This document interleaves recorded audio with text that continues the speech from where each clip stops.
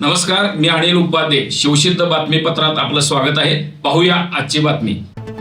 भादोले जिल्हा परिषद मतदारसंघ हा अनुसूचित जाती महिलांसाठी राखीव आहे. या मतदारसंघामध्ये भादोले, वाठार, अंबपवाडी, मनपाडळे, कासारवाडी, पाडळी आणि टोप या गावांचं कार्यक्षेत्र आहे. या गावांमधून अनेक सक्षम महिला या जागेसाठी पात्र असतानाही केवळ आर्थिक सक्षम नाही म्हणून त्यांना उभे न करता काँग्रेस आणि जनसुराज्य पक्षाने धनाढ्य असणाऱ्या उपऱ्या उमेदवारांना उमेदवारी दिली आहे. पण या दोन धनशक्ती विरोधात वाठारमधील दोन सक्षम महिला उमेदवार म्हणून उभ्या आहेत. त्या गरीब कुटुंबातील असून सामाजिक क्षेत्रात नेहमी धडपडणाऱ्या आहेत. त्यांनी आपली उमेदवारी धनशक्ती विरोधात जनशक्ती अशी उभी केली आहे.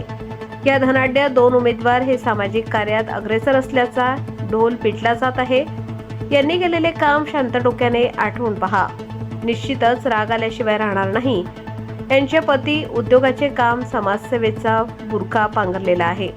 त्यामुळे संपूर्ण मतदारसंघामध्ये या दोन धनाढ्य अशा जिल्हा परिषद उमेदवारांच्या विरोधात संताप व्यक्त होत असून आम्हाला पैसे नाही मिळाले तरी चालतील, पण सामान्य कुटुंबातील स्थानिक उमेदवार जिल्हा परिषद सदस्य म्हणून निवडून गेला तर गरीबातील गरीब व्यक्तीचा सुद्धा त्याच्यावर अधिकार राहणार आहे. त्यामुळे या मतदारसंघातील मतदारांनी भादोले जिल्हा परिषदमधील या दोन्ही धनशक्ती उमेदवारांना भारतरत्न डॉक्टर बाबासाहेब आंबेडकर यांनी संविधानाच्या माध्यमातून दिलेल्या पवित्र मताचा वापर करून त्यांची जागा दाखवून द्यावी. केवळ आर्थिक पाठबळ नाही म्हणून अनेक स्थानिक पण सक्षम उमेदवारांनी निवडणुकीतून माघार घेणे पसंत केले.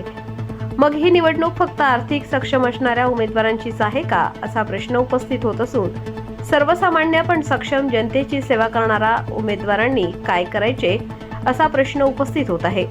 एकंदरीतच या मतदारसंघामध्ये जनशक्ती विरोधात धनशक्ती अशी लाट येत असून यामध्ये दोन्ही उचल्या धनाढ्य जिल्हा परिषद उमेदवारांचा पराभव झाल्यास नवल वाटू नये.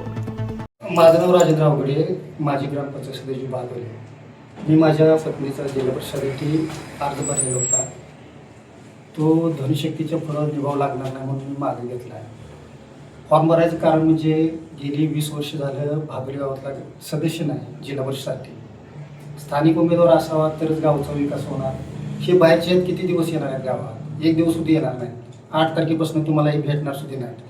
तुम्ही जाऊन तिकडचं त्यांनी भेटणार आहे का त्यांना?